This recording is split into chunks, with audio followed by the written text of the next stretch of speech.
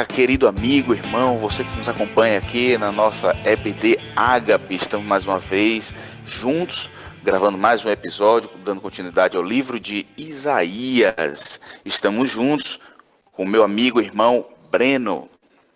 Tudo bom, gente? Bom dia. Mais uma vez estamos aqui juntos para aprender com a palavra de Deus, receber aquilo que Ele tem para nós. Então, abra o seu coração e vamos ouvir tudo que Deus tem para a gente nesse livro que leva o nome de Deus e o nome da salvação. Convido aqui também para estar conosco, como sempre, meu amigo Daniel. Com você, Dan. Olá, como é que estão todos? Que bom poder estar trazendo mais uma vez a palavra do Senhor a todos vocês. E já de antemão, peguem sua Bíblia que nós vamos hoje nos aprofundar em Isaías. E conosco também nossa queridíssima amiga Jaque. A paz do Senhor, meus irmãos. Glória a Deus, né, por essa oportunidade de estarmos estudando esse livro do Antigo Testamento e tão citado no Novo Testamento, né? Então, agradeço que vocês permaneçam, né, assistindo às nossas aulas, para que nós possamos aprender juntos, né? Nós precisamos de vocês e vocês, né? Nós somos um corpo, nós todos precisamos um do outro. É isso aí. Aproveitando que você está aqui, se inscreva no canal, no YouTube, o canal do Ministério Apostólico Ágape, é o youtube.com/Ministério Apostólico Ágape, tudo junto, sem acento, normal, como você sempre faz buscas por canais no YouTube. Lá você vai encontrar N espaços com, enfim, tem até aula de ginástica para você, né? Para cuidar do templo. E também tem a EBD, para você cuidar do espírito que vai alimentar a sua alma. Amém? Então se inscreva no nosso canal, curta tudo que você estiver vendo lá, veja até o final, se alimente daquele conteúdo, tem muita coisa boa para você e fique com a gente. Deixe o seu comentário, porque você é um agente de Deus, um instrumento de Deus, e Deus vai falar com você, e você vai nos auxiliar, você vai nos fazer crescer com o seu comentário. Sei que já tem gente que é assídua, fica só esperando sair o próximo episódio para assistir, então, que bom, ficamos felizes, e esse é o nosso salário, né? Não é um número de audiência, mas é a gente saber que tem pessoas se alimentando da palavra de Deus através do nosso esforço, do nosso trabalho. Glória a Deus por isso. Antes de darmos início, hoje quem vai nos dar a bênção de ser ministrado pela palavra de Deus vai ser a nossa irmã Jaque.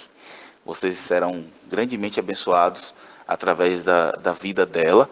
Mas antes disso, vamos orar. Amém? Senhor Jesus, nós te damos graças, Pai, por esse dia. Muito obrigado, porque em tudo que tem ocorrido, o Senhor tem nos livrado. Muito obrigado, Senhor, porque nada escapa do teu controle. Meu Deus, nós temos a consciência, e ainda que não temos, quando a consciência cristã vem, nós nos arrependemos, porque nós cremos que todo o trabalho é teu, Senhor. Todo o trabalho é teu. Nós devemos verdadeiramente nos colocar debaixo de tuas asas, porque ali estaremos seguros. Nós devemos clamar, meu Deus, olhando para o alto dos montes, porque de lá vem o socorro. Nós devemos crer, Senhor. Oh Deus, e nós cremos, o corpo de Cristo crê que o Senhor prepara uma mesa na presença dos inimigos e que o Senhor unge-nos com os teus olhos aromáticos, que o nosso cálice transborda, independente das circunstâncias, Senhor. Muito obrigado pelo teu amor, pelo Cordeiro Pascal. Muito obrigado, Senhor. Muito obrigado. Muito obrigado. Deus Pai maravilhoso, Criador de todas as coisas, muito obrigado, nosso Senhor Jesus Cristo, meu irmão mais velho, amigo Espírito Santo, muito obrigado pela tua presença conosco e em nós, para a honra e glória do nosso Senhor Jesus Cristo. Amém? Glória a Deus, como disse Dan, pegue sua Bíblia, pegue suas armas. São 66 livros, 66 armas desse canivete suíço que foi o primeiro canivete suíço, tá? O outro foi cópia, tentando se aproximar, mas é só para ilustrar para nossa mente. Pegue sua Bíblia e vamos agora com a nossa irmã Jaque. Com você, Jaque. Amém, glória a Deus, né? É uma honra estar aqui com vocês mais uma vez. Hoje nós vamos dar continuidade ao estudo do livro de Isaías. Como já foi dito na aula anterior, né, nós dividimos esse estudo em 4 partes, em 4 domingos. Esse é o segundo domingo, né? E, assim, o livro de Isaías, ele abre, né, os livros proféticos. Eu não sei se vocês sabem, mas o Antigo Testamento, ele é dividido em 5 partes. Ele tem a lei, que são esses primeiros 5 livros, que nós já estudamos. Os livros históricos, que começa com Josué e vai até Esther. Nós temos os livros poéticos, né, que vai de Salmos até Cantares. E nós temos os livros proféticos, né, os livros dos profetas maiores e menores. Que começa com Isaías e vai até Malaquias. E, assim, essa diferenciação, né, que a gente fala dos profetas maiores, profetas menores, não quer dizer que os maiores foram mais importantes do que os menores. Mas, se a gente for olhar, os livros dos profetas maiores, eles são maiores, de fato, do que os dos profetas menores. Né? Mas todos eles foram extremamente importantes. E o livro de Isaías, ele começa, né, essa literatura profética do Antigo Testamento. E a gente vai ver que ele fala e ele anuncia muito a vinda do Messias. É muito comum no Novo Testamento, né, ou na Segunda Aliança, a gente ouvir muito a expressão a lei e os profetas.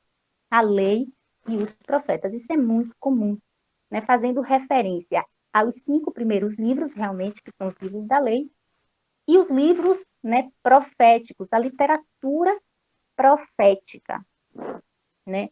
E, assim, como a gente já disse também na aula anterior, o período histórico que aconteceu, né, esses livros proféticos, se deu exatamente após a divisão do reino, tá? Então, assim, Deus levantou profetas após a divisão do reino, não que não tenha levantado antes, porque a gente sabe que levantou sim, nós tivemos profetas muito importantes, certo? Antes, mas eu estou falando dessa literatura profética, tá? Que ela foi escrita após a divisão dos reinos, e ela se deu dentro daquele período histórico de reis e crônicas. Tá? Isso para a gente entender melhor, né, o momento histórico em que se passou o livro de Isaías. E aí, nós vimos também, só recapitulando um pouquinho da aula passada, para a gente não entrar de vez nessa, que o ministério, digamos assim, de Isaías, né, se deu no reinado de 4 reis. No capítulo 1, logo no versículo 1, fala, né, do rei Uzias, Jotão, Acaz e Ezequias. Então, o Isaías, ele viveu durante o período desses 4 reinados. E Deus começou a falar com Isaías, né? Começou a falar com Isaías, denunciando o pecado do povo. Deus estava descontente, né, com o pecado do povo. Mas Deus também trouxe uma palavra de esperança. No versículo 18, ele diz assim: vinde então e argui-me, diz o Senhor, ainda que os vossos pecados sejam como a escarlata, eles se tornarão brancos como a neve. Ainda que sejam vermelhos como o carmesim, se tornarão brancos como a lã. Se quiserdes e ouvirdes, comereis o bem dessa terra.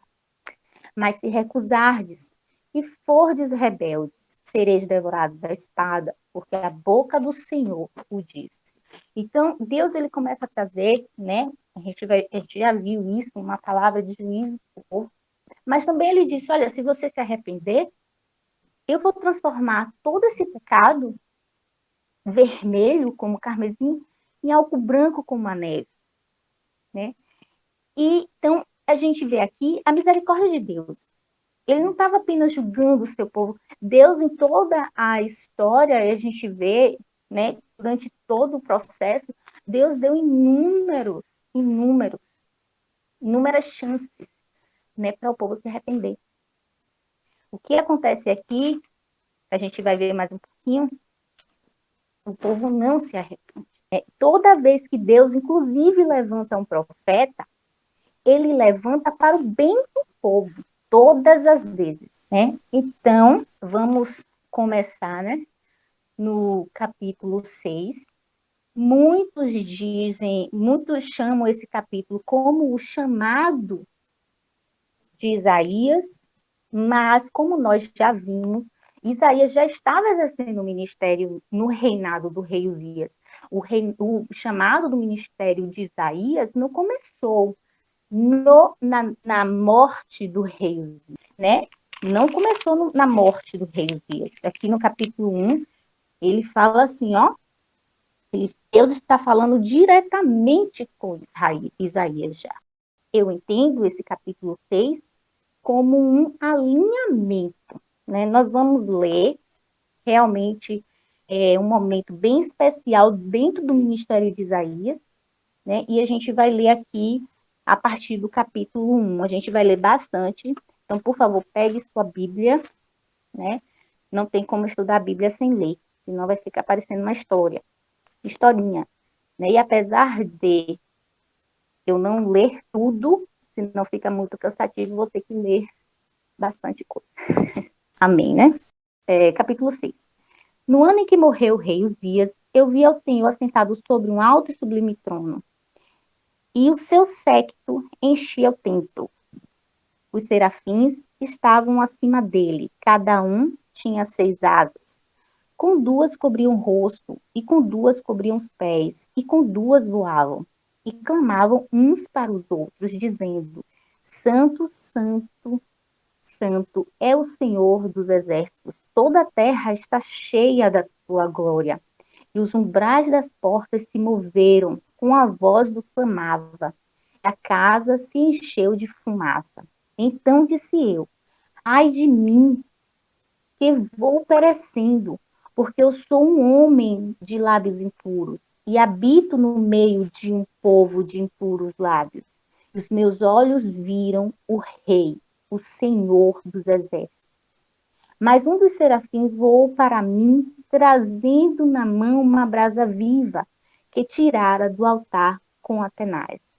E com ela tocou minha boca e disse: Eis que isto tocou os teus lábios, e a tua iniquidade foi tirada, e purificado o teu pecado. Vou ler até aqui e a gente vai comentar um pouquinho.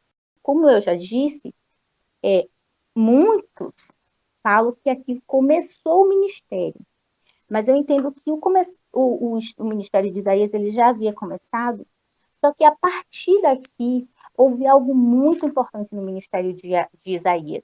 Houve um alinhamento do chamado de Isaías, né? E o muito interessante aqui é que Isaías, ele identificou o pecado, aquilo que separava Deus dele, ele de Deus. O pecado que separava ele de Deus. Ele confessou, ele viu o quanto indigno ele estava. E isso foi uma atitude tão nobre da parte de Isaías, tão esperada por Deus, porque, na verdade, o que aconteceu na vida de Isaías era exatamente o que Deus esperava que acontecesse com o povo de Israel. Quando Isaías se deparou com a glória de Deus, ele viu quão pecador ele era. E aí ele reconheceu o pecado dele, mas ele não fez nenhuma diferença entre o pecado dele e o pecado do povo que Deus estava julgando. Ele falou: eu sou um homem de lábios impuros e habito no meio de um povo de impuros lábios. Ele confessou. E na confissão, nesse nível de arrependimento dele, né, Eu não sou digno de ver a Deus.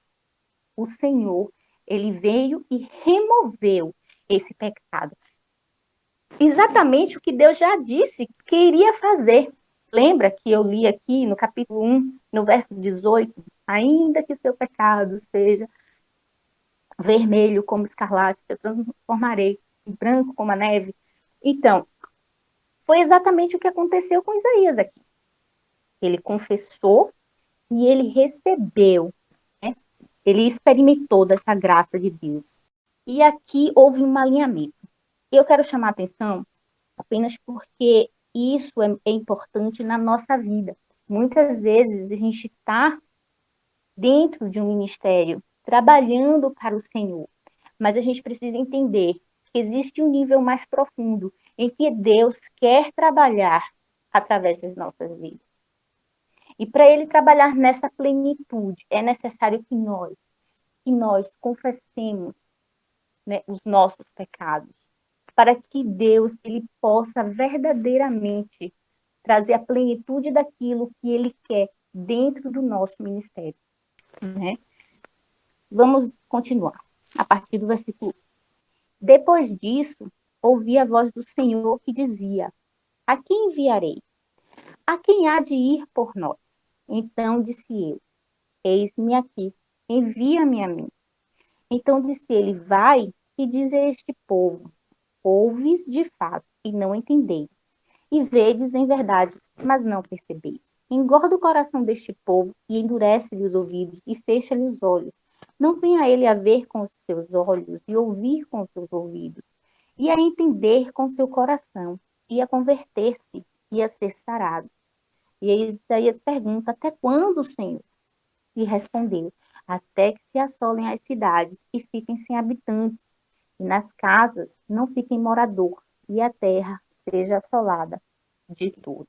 Bom, gente, o ministério de Isaías é um ministério muito duro, né? Ele veio trazer uma palavra realmente de juízo. As profecias realmente contra os reinos em virtude dos pecados, mas ele percebe essa dureza do ministério e ele pergunta: até quando, Senhor? Até quando eu vou estar anunciando e essas pessoas não vão ouvir?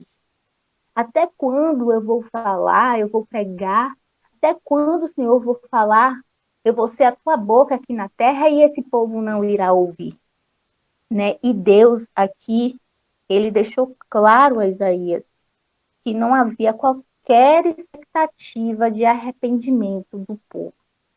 É um ministério duro. Mas o que eu quero trazer com isso é que muitas vezes, muitas pessoas podem estar desanimadas dentro do seu ministério porque não conseguem enxergar aquilo que nós chamamos de fruto, né? Aquilo que nós chamamos de fruto, de resultado. Mas, gente, resultado para Deus é a obediência. O homem mede seus resultados com números. O homem mede seus resultados com frutos que ele consegue enxergar. Mas o que Deus quer de nós é obediência. Muitas vezes, colocamos um fardo muito pesado nos nossos ombros, porque estamos querendo fazer o que o Espírito Santo é responsável por fazer. Porque o Espírito Santo, ele é responsável por convencer o homem do pecado, da justiça e do juízo. Mas o homem não tem esse poder. Então, se Deus, você tem uma certeza no seu coração, você tem um chamado evangelístico, e você prega, e você não vê o resultado disso, não ache que você não tem esse chamado. Deus não te chamou para converter as pessoas, mas para anunciar o evangelho da salvação. Deus nos chamou para fazermos discípulos, mas quem vai converter esses discípulos não somos nós. Então, isso é muito delicado, porque quando a gente começa a medir resultados por números e por coisas visíveis, a gente não alcança aquilo que verdadeiramente Deus tem para nós, porque o que Deus tem para nós é algo muito mais profundo, é um relacionamento de sinceridade com Ele e de obediência. Se Isaías tivesse essa expectativa aqui, ele não ia adiante. Então, É muito importante que a gente entenda esse contexto também, essa experiência de Isaías dentro da nossa vida, certo? O que ele passou aqui dentro da nossa vida, dentro do nosso dia a dia. Amém? Glória a Deus. Isso que você falou já é extremamente importante sobre os números, né? Porque os números, eles não são fim, eles são instrumento, os números são meios, né? E meios porque nós fomos limitados pelo próprio Deus, porque Deus não tem necessidade de números, porque Ele é eterno e Ele é soberano sobre todas as coisas. Ele é soberano na eternidade, então, enfim, não há nada que seja igual a Ele, igual, no mínimo igual a Ele não existe, não existe. Então, o que acontece? Eu vejo o amor de Deus em não olhar para os nossos números, porque aí viraria uma meritocracia divina e a gente não teria como compensar o sacrifício feito por Jesus e ter números que fossem equivalentes.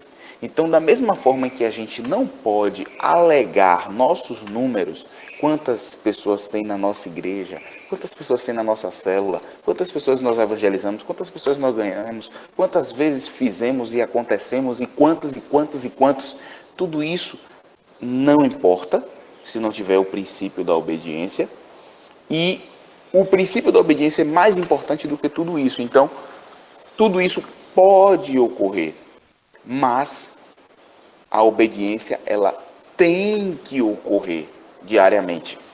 E isso é uma proteção de Deus para que a gente não viesse a ser medido por números e aí ninguém poderia acessar a sua glória, porque não tem ninguém capaz de fazer números que se equivalham ao sacrifício feito por nosso Senhor Jesus Cristo na cruz do Calvário. Glória a Deus. Como eu disse no primeiro episódio de Isaías, Isaías é o profeta evangelista que não ganhou uma vida. Glória a Deus por isso. E o início do capítulo 6, né, como já estava comentando, estava lendo, e você vê a importância da confissão de se examinar. Ele se olhou dentro, confessou ao Senhor, né, ele fez uma confissão de como ele estava, e no meio que ele andava, o Senhor o purificou, né? Quando o anjo vem que toca, né? Ele tem a purificação e vem as revelações. E justamente para que pudesse ouvir a voz de Deus, ele precisou fazer essa confissão.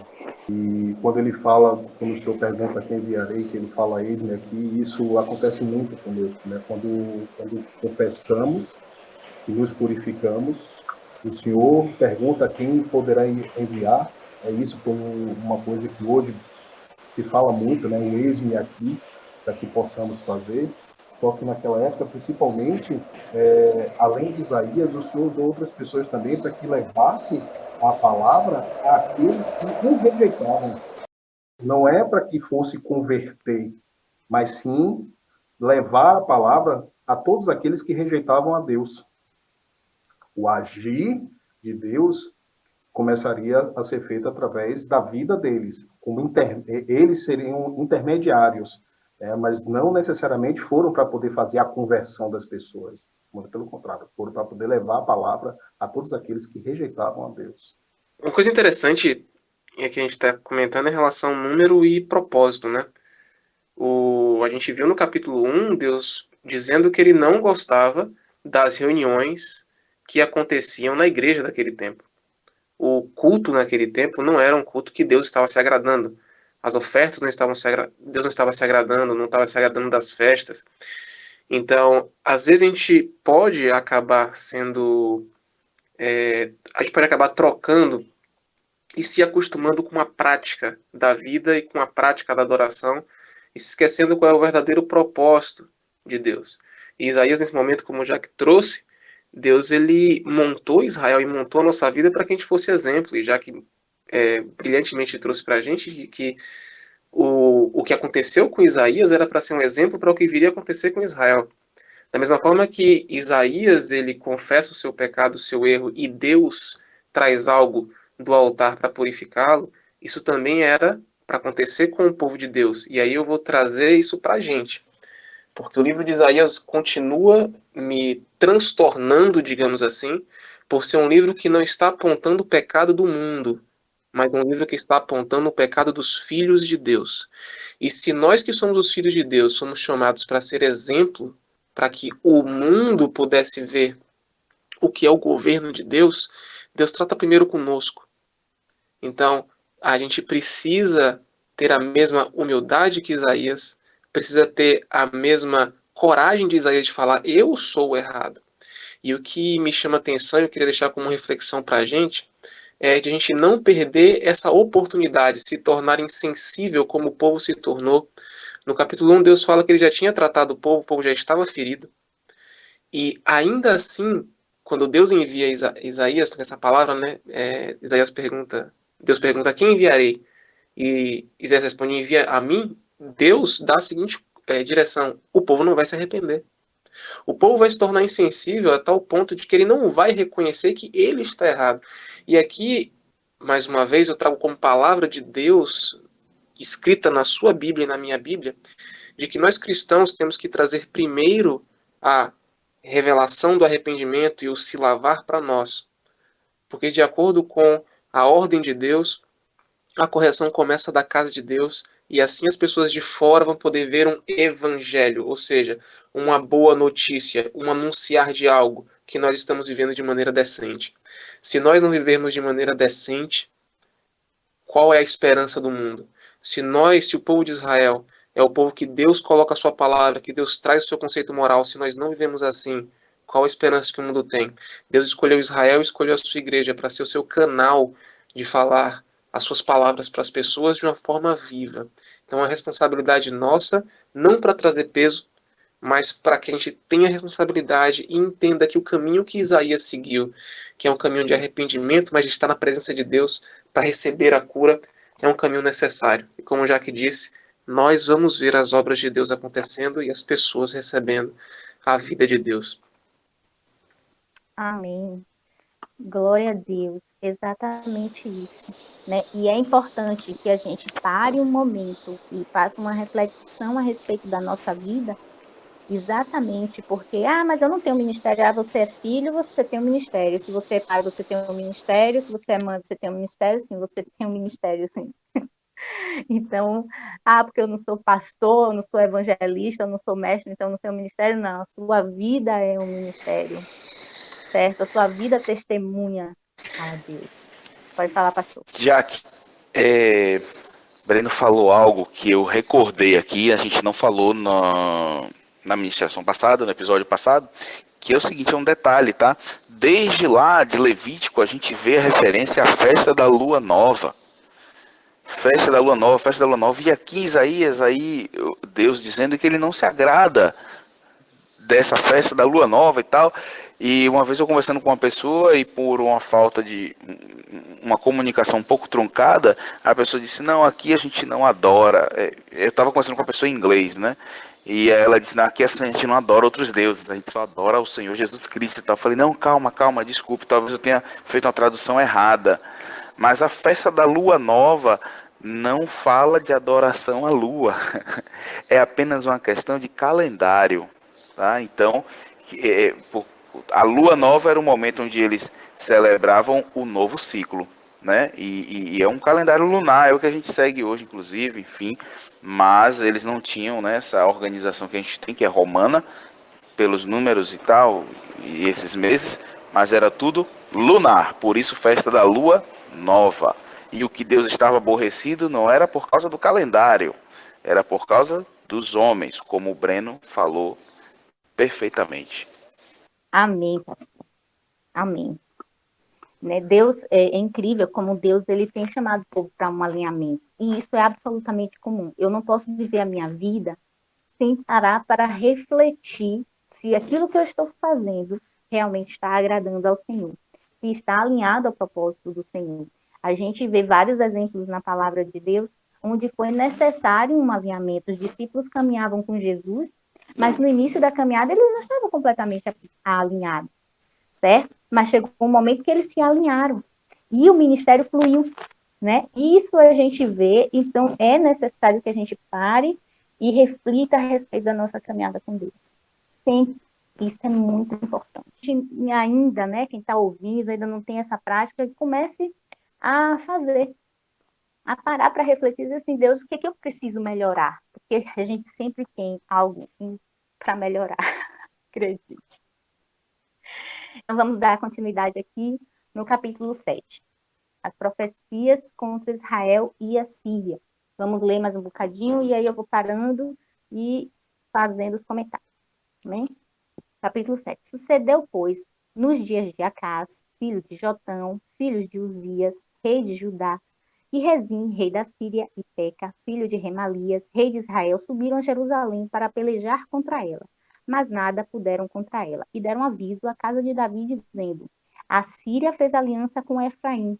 Então se moveu o coração e o coração do seu povo, como se movem as árvores do bosque, com o vento. Então disse o Senhor a Isaías: agora tu e teu filho, Seajuzabe, vai ao encontro de Acás, ao fim do canal do viveiro superior, ao caminho do campo do lavandeiro, e dize-lhe: acautela-te e aquieta-te, não temas, nem se desanime o teu coração por causa desses 2 pedaços de tições fumegantes, por causa do ardor da ira de Rezim e da Síria e do filho de Remalias, porquanto a Síria teve contra ti maligno conselho com o Efraim e com o filho de Remalias, dizendo: vamos subir contra Judá e atormentemo-lo e repartamo-lo entre nós e façamos reinar no meio dele o filho de Tabeal.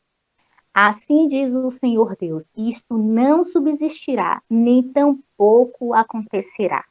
Mas a cabeça da Síria será Damasco, e o cabeça de Damasco Rezim, e dentro de 65 anos Efraim será quebrantado e deixará de ser povo. Entretanto, a cabeça de Efraim será Samaria, e a cabeça de Samaria, filho de Remalias, se o não crerdes, certamente não ficareis firme. E continuou o Senhor a falar com Acaz, dizendo: pede para ti, ao Senhor teu Deus, um sinal. Pede-o, ou embaixo nas profundezas, ou em cima nas alturas. Acaz, porém, disse: não pedirei, nem tentarei ao Senhor. Então ele disse: ouve agora, ó casa de Davi, pouco vos é afadigardes aos homens, não que ainda afadigareis também ao meu Deus?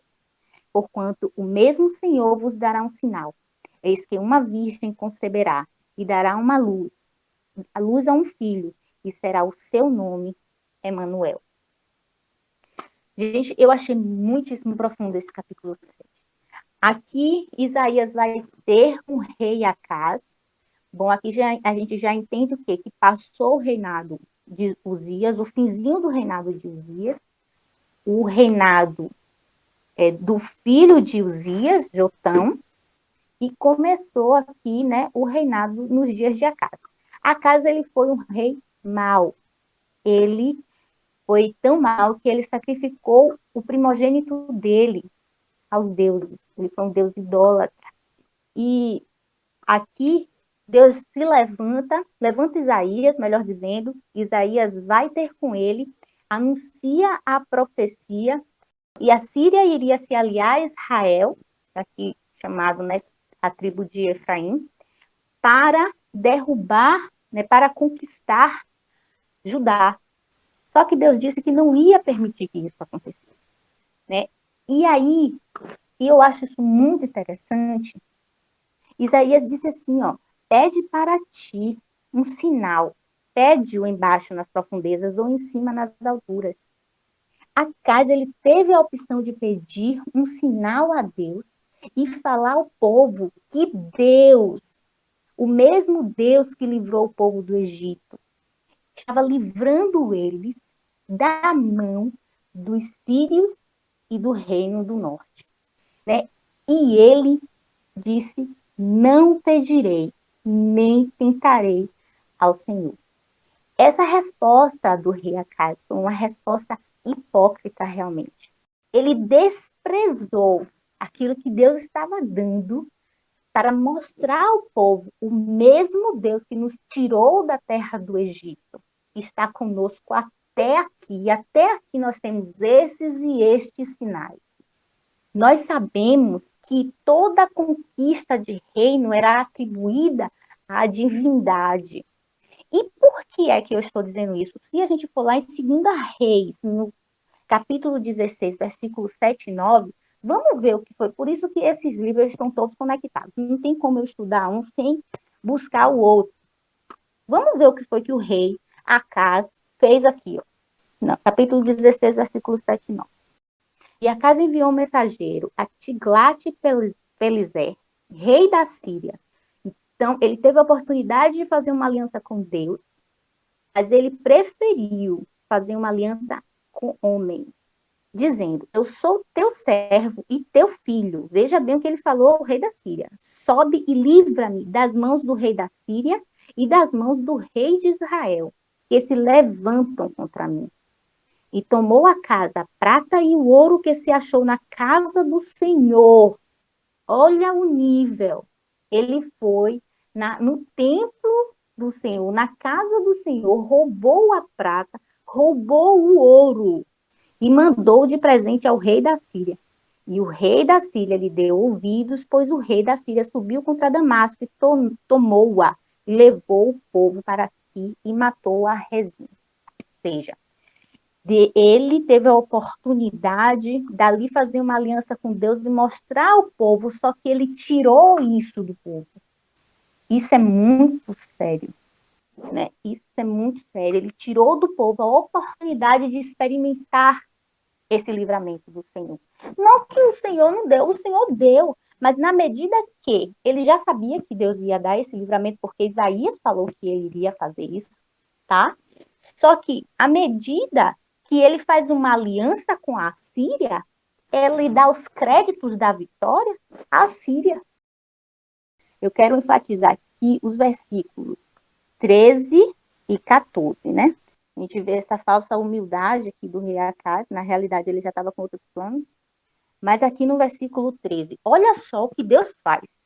Ele diz assim, ó, então ele disse: ouve agora, ó casa de Davi. Aqui Deus não está mais falando com o rei. A gente vê que Isaías está falando com o rei Acaz, mas nesse versículo 13, não. Nesse versículo 13, Deus já está falando conosco. Deus já está falando com o povo. Ele sabia que o rei, ele sabia desde antes, né, que o rei não iria ouvir.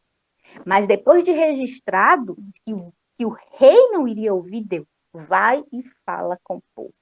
Deus vai e fala conosco. E ele tem um plano de redenção. E aqui no versículo 14, ele diz, né, portanto, o mesmo Senhor vos dará um sinal. Eis que uma virgem conceberá e dará à luz um filho, e será o seu nome Emanuel. Emanuel, né, que quer dizer Deus conosco. Né? Aqui Deus, ele já está revelando o plano salvífico dele, né, para o povo dele. Né? Isso aqui revela realmente a misericórdia de Deus. Né? Vamos para avançar um pouquinho para o capítulo 8.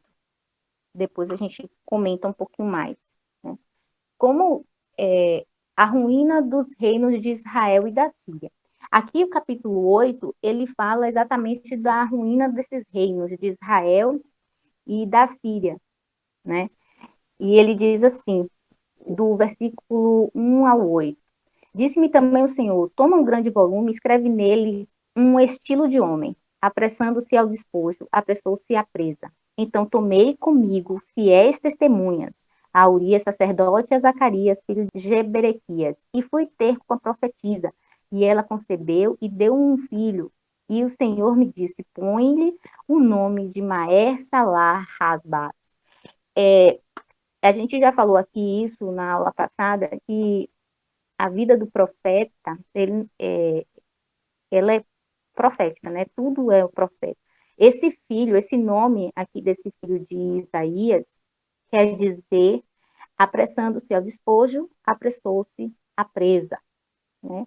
e faz uma referência exatamente à profecia daquilo que iria acontecer aos reinos de Israel e da Síria, né, da queda desses reis. Porque antes que o menino saiba dizer meu pai ou minha mãe, se levarão as riquezas de Damasco e os despojos de Samaria diante do rei da Síria. E continuou o Senhor a falar ainda comigo, dizendo, porquanto este povo desprezou as águas de Siloé, que correm brandamente, e com Rezim e com filho de Remalias se alegrou. Eis que o Senhor fará vir sobre eles as águas do rio, fortes e impetuosas, isto é, o rei da Assíria com toda a sua glória, e subirá sobre todos os seus leitos, e transbordará por todas as suas ribanceiras, e passará a Judá, inundando e irá passando por ele, e chegará até o pescoço, e a extensão de suas asas chegará à largura da sua terra, ó Emanuel.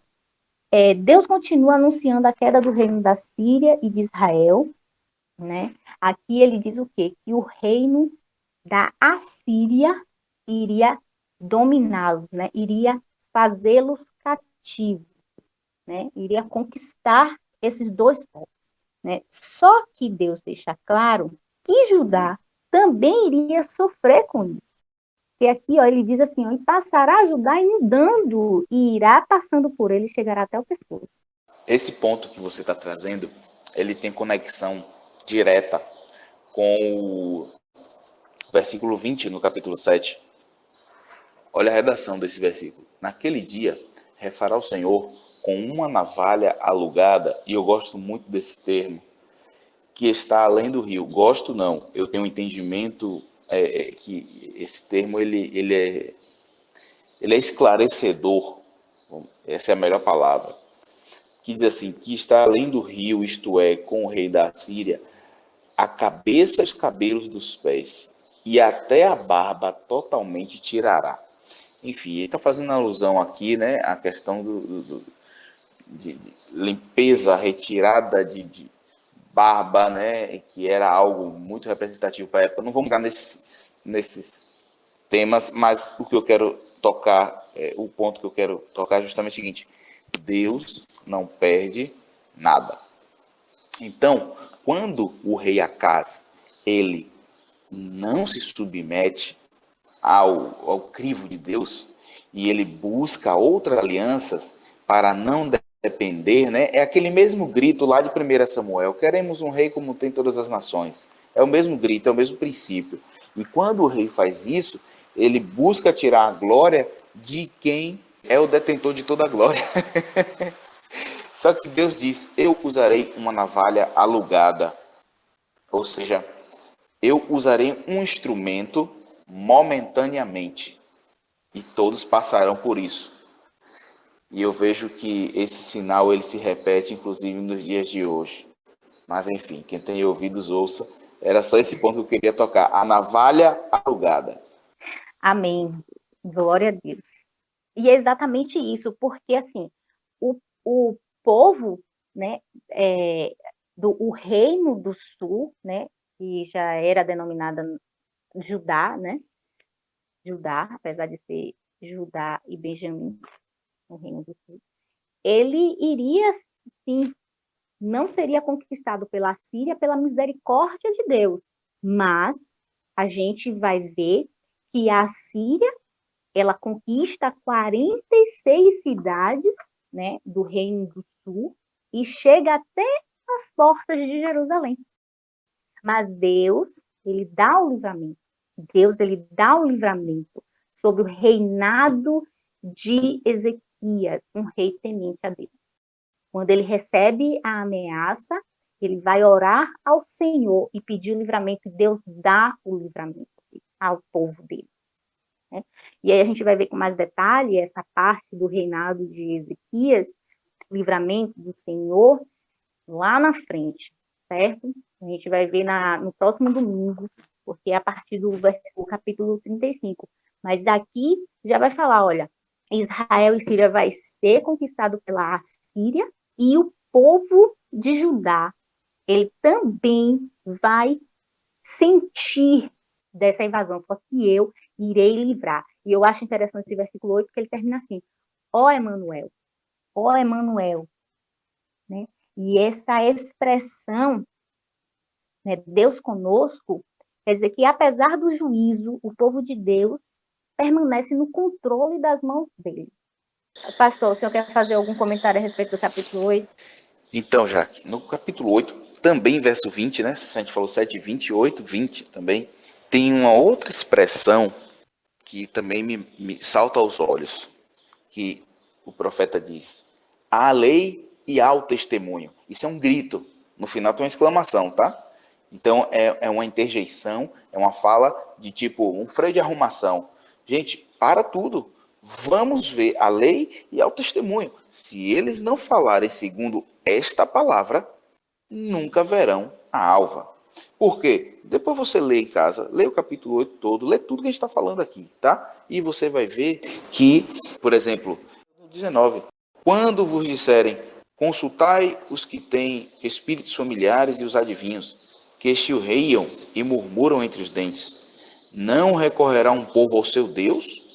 A favor dos vivos interrogação aos mortos? À lei e ao testemunho. Isso é um grito do profeta. Aí eu quero te chamar lá para Apocalipse 19. Abra sua Bíblia no livro de Apocalipse, capítulo 19, verso 10, que diz assim: e eu lancei-me a seus pés para o adorar, mas ele disse-me: olha, não faças tal coisa, sou teu conservo e de teus irmãos que têm o testemunho de Jesus. Adora a Deus, porque o testemunho de Jesus é o espírito da profecia. Lá em Isaías ele disse o quê? A lei, um A craseado, né?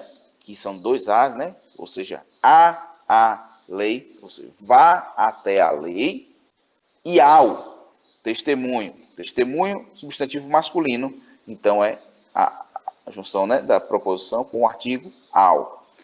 A lei e ao testemunho. Aqui em Apocalipse ele diz: o testemunho de Jesus é o espírito da profecia. Agora vamos voltar aqui em Mateus, capítulo 5, Evangelho de Jesus, segundo Mateus, no capítulo 5, no verso 17, que diz assim: não cuideis que vim destruir a lei ou os profetas. Não vim abrogar, mas cumprir. Isso é fala de Jesus, falando que ele veio cumprir a lei e os profetas. Jesus é o cumprimento nele mesmo da lei e dos profetas, né? Ou seja, ele veio obedecer aquilo que dele mesmo já se falava. Porque eu trouxe, né, essa ida lá em Apocalipse, volta para Jesus e a lei e ao testemunho. Porque desde o princípio, e toda essa palavra é guiada pela lei e pelo testemunho. Quem é o testemunho? É a palavra profética que anuncia o cumprimento da lei em Jesus. Então, a todo instante, esta palavra, tudo que nós temos falado, está sedimentado na lei e nos profetas. Na palavra profética, na profecia, que é o testemunho. Testemunho de quê? Testemunho de Cristo. Só existe esse testemunho na Bíblia. Não se testemunha de mais ninguém. Não se faz prova de mais ninguém. Então, queridos, quando vierem trazendo coisas novas, tal, que gerou no seu coração aquele friozinho, aquela rejeição, lembre-se dessa frase, desse grito do profeta: à lei e ao testemunho. Se eles não falarem segundo esta palavra, nunca verão a alva, ou seja, andarão sempre em trevas. Combinando o que o pastor e mestre Guilherme trouxe, junto com a questão do que Jaque falou, né, de essa palavra que foi, essa oferta que foi dada para o rei Acaz, e que Jaque trouxe muito bem, a gente lembrar que Acaz é um rei mau. Uma coisa é o Deus que fala fazer prova de mim, outra coisa é o diabo que fala para Jesus, pule do cenáculo, e Jesus fala: não tentarás o Senhor teu Deus. Notem que Jesus fala a frase: não tentarás o Senhor teu Deus, e que Acaz, um rei mau, fala: não vou fazer prova de Deus. Mas as ofertas são diferentes. A diferença é que Isaías estava fazendo uma oferta para que aquele rei se arrependesse e tivesse a consciência de que Deus era Deus sobre Israel. E aquele rei escolheu usar dos seus recursos no lugar de Deus, tirar do templo de Deus e contratar a segurança de um outro exército e não confiar na segurança de Deus. No caso da oferta de Satanás fazer Jesus, ele diz: vão lá, pula, porque aí o povo vai saber que você é rei. Ele coloca em xeque quem Jesus é. Então a resposta de Jesus é: não tentarás o Senhor teu Deus. Olha como é importante você entender o momento, você entender que cada frase é colocada num período específico, num contexto específico. Por isso vem um apelo para nós que somos cristãos. Leia a sua Bíblia inteira. Não leia apenas versículos. Leia os capítulos, leia o capítulo 1, 2, 3, 4, 5, 6, 7 inteiros, na ordem, porque você vai entrando naquele ambiente e vai entendendo e se pergunta: por que Acaz falou isso? Tá estranho, como é que ele fala isso e depois o profeta fala que Deus está perdendo a paciência com os homens? Se fosse uma frase tão bonita, por que Deus estava perdendo a paciência com ele naquele momento? Então a gente tem que se questionar, a gente tem que buscar isso na palavra de Deus. Amém. Glória a Deus, né? Glória a Deus pela vida de vocês. E glória a Deus pela revelação dessa palavra, né? Tão linda. No capítulo 10, vamos dar um pulo no capítulo 10, que o nosso tempo está acabando, né? Aqui fala sobre a predição da ruína da Síria. Porque aqui já é uma profecia a respeito da ruína da Síria. Isso vai acontecer porque a Síria ela vai ser conquistada, certo? Ela vai ser conquistada pelos impérios, né, da Babilônia, Média e Pérsia. Isaías, ele faz essa profecia 150 anos antes disso efetivamente acontecer. A gente já viu aqui o quê? A profecia contra o reino, né, da Síria e o reino do norte, né? A profecia agora que a gente vai ver é a profecia contra o reino da Síria no capítulo 10, né? A Síria, aqui, a partir do versículo 5, né, e eu não vou ler, mas, por favor, leiam em casa, né? Começa com esse ai, né, com essa interjeição aqui. Quando Deus fala um ai, é porque ele quer denunciar alguma coisa. Ai da Síria, a vara da minha ira, porque a minha indignação é como um bordão nas suas mãos. A Assíria conquistou, subjugou o reino do norte e a Síria, certo? E, gente, eu quero trazer isso aqui, é muito importante, porque depois que a Síria conquista o reino do norte, essas 10 tribos de Israel, elas param de ser mencionadas na Bíblia. São as 10 tribos perdidas de Israel. Acabou o reino do norte, tá? E se Deus permitisse que isso acontecesse no reino do sul, aconteceria, mas Deus tinha uma aliança com Davi, lembra? Então, a Síria, Deus não permite que conquiste o reino do sul. Como a gente já viu, Deus não permite, né? Isso vai acontecer, tá? Pelos babilônios, né? Pelo reino da Média e Pérsia, eles realmente conquistam o reino do sul, e a gente vai ver depois que Deus dá um livramento a Jerusalém com a reconstrução dos muros, a gente já viu isso, mas eu quero deixar aqui claro é que pela misericórdia de Deus, foi pela misericórdia de Deus que ele não permitiu que a Síria dominasse, conquistasse, subjugasse o reino do sul, por uma aliança que ele fez com Davi, tá? E aqui no capítulo 10, a gente também vê que Isaías, ele profetiza acerca dessa conquista dos reinos da Babilônia, Média e Pérsia, essa conquista do reino do sul por estes reinos. Ele profetiza isso 150 anos antes de acontecer. E ele fala, né, do rei, o Ciro, o rei da Pérsia, né? E por causa dessa declaração de Isaías, muitos estudiosos tentaram dizer que esse livro não foi escrito todo ele por Isaías. Já existe um consenso de que ele realmente foi todo escrito por Isaías. A gente sabe que Deus, ele é onisciente, tá? E ele sabe de todas as coisas. Então, Deus sabia que Ciro o Grande seria o rei da Pérsia há 150 anos antes disso acontecer. Isaías sabia pela revelação de Deus mas muitas pessoas tentam desfazer isso, né? Tentam provar o contrário, mas já é pacificado, né? Esse livro ele foi encontrado, escrito assim, tem muitos registros na realidade histórica, né, do livro de Isaías, tendo sido escrito por ele mesmo, o próprio profeta Isaías. Amém? Eu vou avançar aqui para o capítulo 11 e capítulo 12, que fala do reino do Messias, né? Porque o livro de Isaías é um livro que faz muita referência já a Jesus como Messias, né? Ele anuncia muito a vinda de Jesus, né? E depois de nós termos ouvido tanto falar do juízo, né?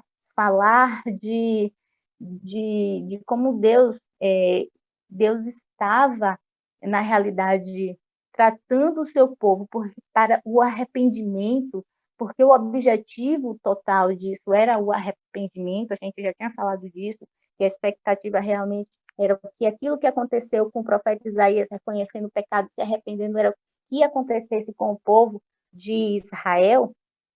Não aconteceu, Deus já sabia, inclusive já tinha avisado a Isaías que não iria acontecer, mas Deus ele já tinha um plano, sempre teve um plano. Antes da fundação do mundo, Deus tinha um plano de salvação para nós. E aqui no capítulo 11, esse capítulo 11 ele revela o surgimento de um reino, né? Como a esperança ressurgiria diante desse cenário. Um rei seria levantado para restaurar o reino de Deus, estabelecendo a paz entre o povo, o relacionamento do povo com Deus. Caberia o povo crer nessa promessa. E cabe a nós crermos nessa promessa, né? O Messias veio, mas ele vai vir novamente. Amém? E aqui, e assim, isso confundiu a cabeça de muita gente na realidade, porque quando se fala de um reino, né, muitos esperam ainda um governo humano. E a gente sabe que o reino de Deus, ele é muito além do que esse plano, né? E aqui, vamos lá, capítulo 11, versículo 1. Porque brotará um rebento do tronco de Jessé, e das suas raízes um renovo frutificará. E repousará sobre ele o Espírito do Senhor, e o Espírito de sabedoria, de inteligência, de conselho, de fortaleza, de conhecimento, de temor do Senhor. E deleitar-se-á no temor do Senhor, e não julgará, segundo a vista dos seus olhos, nem repreenderá, segundo o ouvir dos seus ouvidos, mas julgará com justiça os pobres e repreenderá com equidade os mansos da terra, e ferirá a terra com a vara de sua boca e com o sopro dos seus lábios matará o ímpio. E a justiça será o cinto dos seus lombos, e a verdade o cinto dos seus rins. E morará o lobo com o cordeiro e o leopardo com o cabrito, se deitará, e o bezerro e o filho de leão, e a nédia e a ovelha viverão juntos, e um menino pequeno os guiará. A vaca e a ursa pastarão juntas, e seus filhos juntos se deitarão. E o leão comerá palha como boi, e brincará a criança de peito sobre a toca da áspide, e já o desmamado meterá a mão na cova do basílico. Não se fará mal nem dano algum em todo o monte da minha santidade, porque a terra se encherá do conhecimento do Senhor, como as águas cobrem o mar. E acontecerá naquele dia que as nações perguntarão pela raiz de Jessé, posta por pendão dos povos, e o lugar do seu repouso será glorioso. Amém? Eu consegui identificar aqui, nesses 10 versículos, né, que ele faz referência à primeira vinda de Jesus e à segunda vinda de Jesus, né? E eu gostaria de detalhar aqui dos versículos 1 ao 10, que a gente pode fazer umas perguntinhas bem didáticas, né, e encontrar algumas respostas. Quem será esse Messias, né? Messias, aqui no versículo 1, diz que ele é o rebento de Jessé, ou seja, da linhagem de Davi, né? Em Jeremias 23:5, diz assim: eis que vem dias, diz o Senhor, em que levantarei a Davi um renovo justo, sendo rei, reinará, prosperará e praticará o juízo e a justiça na terra. Então, Jesus, ele é dessa linhagem, né? A gente já sabe disso, mas a Bíblia, ela se confirma o tempo inteiro. No versículo 2, o que é que ele terá? Né? Ele terá o Espírito do Senhor. Repousará sobre ele o Espírito do Senhor. E a gente vê isso claramente, né, que acontecendo em público em Mateus 3, no versículo 16 a 17, com a descida da pomba sobre Jesus. Isso aconteceu já, tá? E eu gosto muito da expressão ser cheio do Espírito, porque eu acho interessante como algumas pessoas falam. E às vezes a minha cabeça é muito lógica, né? Fica, meu Deus, como deve ser cheio do Espírito, né? Você imagina, o Espírito é uma pessoa. Então, se você não está cheio do Espírito, você só tem o braço do Espírito, uma perna do Espírito, como é isso? A mente do Espírito, né? Então, o copo cheio de água é como se fosse, eu tenho metade do Espírito. Então, essa expressão cheio do Espírito, é que eu entendo perfeitamente da seguinte forma, que me ajuda, porque eu pinto a imagem, né, daquilo que eu ouço. Então, me ajuda muito a entender que, na verdade, a expressão ser cheio do Espírito, você pode imaginar a seguinte forma: quanto do controle da sua vida você dá ao Espírito Santo? Se você dá 100% do controle da sua vida ao Espírito Santo, então você está cheio do Espírito, ele está controlando a sua vida. Porque o Espírito ele é uma pessoa, ele não pode se separar, certo? Ele está dentro de você. Agora, o ser cheio é você dar o controle de tudo para ele. Isso é o ser cheio, né?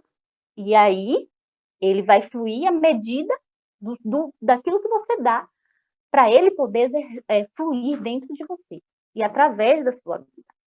Não sei se deu para entender, né? Porque para mim é muito mais lógico assim. Vamos lá. Então, ele seria cheio do Espírito, imagina, o Espírito do Senhor, sabedoria, inteligência, conselho, fortaleza, conhecimento, temor do Senhor. O que é que ele fará? Aí a gente tem aqui do versículo 3 ao versículo 5, ou 5. Esse corresponde ao caráter de Jesus, né? Ele julgará, mas não será da forma como muitos julgam com os olhos, né? Ele verá além disso, ele será justo e repreenderá com equidade. E eu amo essa expressão na Bíblia, equidade, que é tão diferente de igualdade, né? Eu gosto muito de uma ilustraçãozinha que bota assim um muro e 3 banquinhos, todos da mesma altura, só que pega 3 pessoas, um altão, um mediano e um baixinho, e bota isso em cima desses banquinhos da mesma altura. Claro, o altão vê muito além.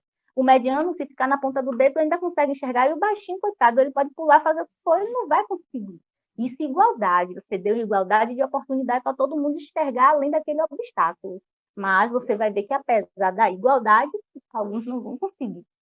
Mas a equidade, né, quando você observa as limitações de cada um. Então, o mais baixinho vai ganhar um banco mais alto, porque o objetivo é enxergar além daquele obstáculo, é ir além daquele obstáculo. Então, ele julgará com justiça real, o cetro de equidade. Amém? Esse é o que ele fará, né? E aqui, a partir do versículo 6 ao versículo 9, eles imorará o lobo com o cordeiro, o leopardo com o cabrito, se deitará o bezerro, o filho do leão, a média, a ovelha. Gente, isso aqui eu fiquei realmente pensando muito, né? E é interessante porque o que ele está querendo dizer? Ele trará paz ao povo. Ele vai trazer um reinado aqui justo, né? Mas também, se você for olhar, isso não aconteceu ainda. E Jesus já veio. E por isso que eu digo que esse capítulo 11 ele faz referência, né, à primeira e à segunda vinda, né? Onde é que existe essa harmonia completa? Onde é que existe que o lobo e o cordeiro vão estar juntos, né? Onde é que existe a vaca e a ursa, sabe? Então, eu imagino isso aqui realmente como a glória de Deus, né? Como a glória de Deus, não, como o jardim do Éden. Como jardim, como lugar, né? Uma nova céu e uma nova terra. E no versículo 10, o que é que receberá? Acontecerá naquele dia que as nações perguntarão pela raiz de Jessé, posta por pendão dos povos, o lugar do seu repouso. Será glorioso. Ele será glorificado por todas as nações. Todo joelho se dobrará e toda língua confessará que ele é o Senhor, né?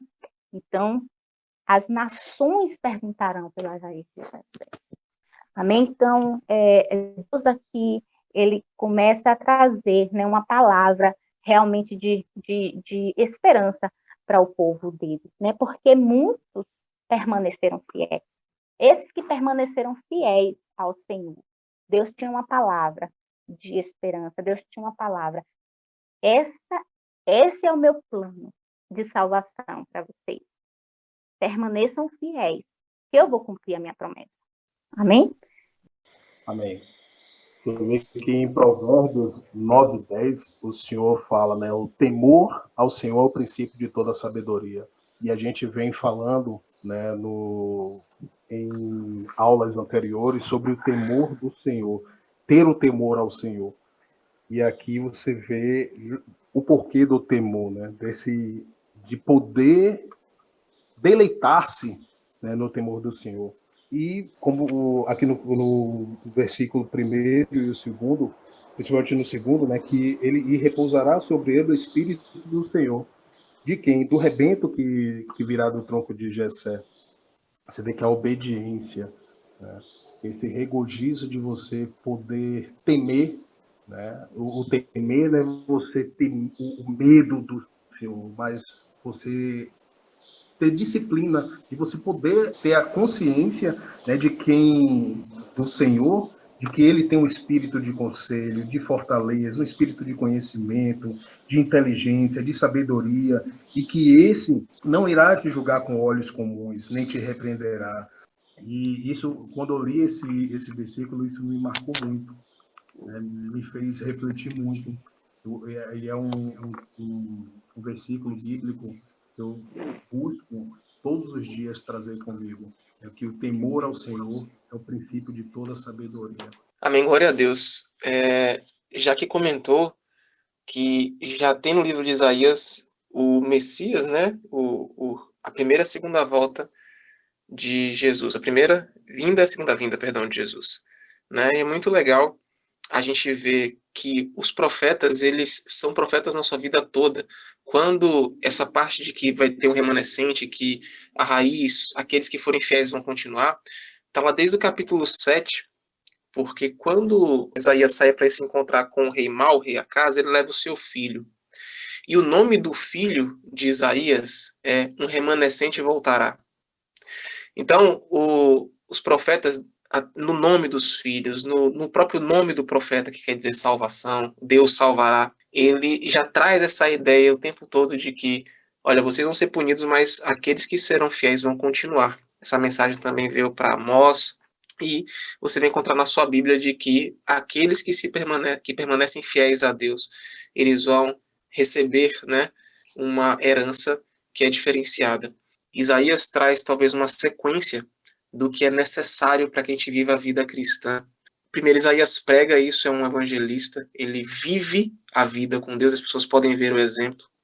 Do lado das pessoas, as pessoas ouvem, e agora vem o caminho daquele que ouve, o caminho que Deus gostaria. Né? Número 1, arrepender-se, porque Deus vai falar sim dos seus erros. Número 2, acreditar naquilo que Deus falou. Então, você se arrepende, você ouviu que estava errado, você acredita, você dá crédito ao que Deus falou. Você é convidado a ser lavado, e acontece, chamado de batismo, os seus pecados ficarem mais alvos do que a neve. E você é convidado a receber o Espírito Santo para viver uma vida nova. Então, a vida do cristão, ela pode ser completa com vários passos. O passo que você ouve Deus, você ouve a mensagem, você dá crédito a Deus, você se arrepende, você toma uma atitude com a sua vida, que é decidir ser lavado nas suas ações, no seu corpo, e você recebe capacitação para viver a vida de Deus. Eu fico muito feliz que Deus não chamou os Estados Unidos da América ou as pessoas mais sábias do mundo para poder dar essa mensagem. Ele chamou um monte de escravos que não tinha nação, provando que qualquer pessoa poderia receber a Deus e ser transformado na nação mais abençoada da terra porque abençoa outros na terra. Glória a Deus. Diante, né, de tantos comentários extremamente profundos, a gente já tem material suficiente para estudar e ouvir esse episódio pelo menos 3 vezes, né? Te encorajo a fazer isso, fazendo anotações, lendo a sua Bíblia. Dedique tempo ao Espírito Santo, né? Dedique tempo a estudar a palavra de Deus. Isso é importante, né? A manifestação de Deus ela virá através da sua vida, através da sua dedicação. Você mesmo é o responsável pelo nível, vamos dizer assim, pelo preenchimento do seu ser pelo Espírito Santo. Como o Jaque ministrou muito bem, eu achei a alusão perfeita, perfeita. Muito obrigado, Jaque. E o que eu queria rememorar a vocês é o seguinte: no primeiro episódio de Isaías, a gente concluiu com, vamos supor, se dessemos um título àquele episódio, seria arrependimento. Fizemos uma oração, né, de arrependimento e entendemos a chamada do profeta ao arrependimento. Hoje, se eu fosse dar um título a este episódio, eu daria o título de Soberania de Deus, porque a gente está vendo a todo instante as promessas, as ações de Deus, independente do homem. Ele tem um compromisso com a sua palavra e com o seu projeto. Então, aqueles que não querem obedecer, não tem problema. Jesus não deixará de voltar por isso. Porque tem outros que vão obedecer, né? O Espírito Santo ele vai tocar pessoas. Então, a soberania de Deus age pelo amor de Deus. Então, todo esse chamado ao arrependimento, à obediência, ao clamor, né? A fé na palavra profética, ela vem, o combustível dela é o amor de Deus por nós. E nisso ele demonstra a sua soberania. Nada escapa do controle dele. Glória a Deus por isso. Eu quero orar pela sua vida e para você que ontem eu já acordei com esse louvor na minha mente e ele se chama Descanso em Ti. É um que diz assim: é meu, somente meu, todo o trabalho. E o seu trabalho é descansar em mim. Enfim, isso ilustra perfeitamente a soberania e o amor de Deus por nós. Vamos orar, né? E descanse em Deus. Descanse em Deus. Não depende das circunstâncias. O agir de Deus, ele não é circunstancial por um propósito. Ele é proposital, ok? Então, você já tem um novo entendimento da palavra proposital. Glória a Deus por isso. Vamos orar. Senhor Jesus, nós te damos graça. Muito obrigado, Senhor, porque o Senhor tem trazido entendimento, tem trazido a sabedoria para os irmãos, Senhor, que estão comigo na EBD, ministrarem a sua palavra. Muito obrigado, amigo Espírito Santo, porque sem a sua revelação, sem a sua luz, nós não conseguiríamos ver, não conseguiríamos entender coisas profundas que têm sido faladas aqui, coisas profundas que estão escritas em tão poucas linhas. Muito obrigado, Espírito Santo, pela tua companhia, pela tua presença. Muito obrigado pela tua paciência em esperar o nosso momento de arrependimento para poder nos levar a novos níveis. Espírito Santo, fala com cada um, irmão que nos ouve, cada um que tem dedicado o seu tempo para estudar a palavra de Deus, para orar e para meditar, para te ouvir. Amigo Espírito Santo, muito obrigado pela tua presença em nós e aonde estamos, aonde colocamos a planta dos nossos pés. Abençoa cada um dos irmãos da escola bíblica, aqueles que estiveram aqui, os que não puderam, aqueles também, Senhor, que sentem falta e ainda não ouviram os episódios. Toca o coração deles, Senhor, tira toda a barreira e todo o empecilho, porque eles têm sede, mas algo os impede, isso não é de ti. Nós sabemos e nós estamos juntos com esses irmãos em oração, crendo que eles vão romper essa barreira e vão crescer para a honra e glória do teu santo nome. o nome de Jesus. Obrigado, lindo, soberano e amado Deus. Aleluia, glória a Deus. Amém. Até mais. Semana que vem tem mais Isaías. E você, eu creio, você estará conosco e chamará mais pessoas para estudar a palavra de Deus. Que Deus vos abençoe.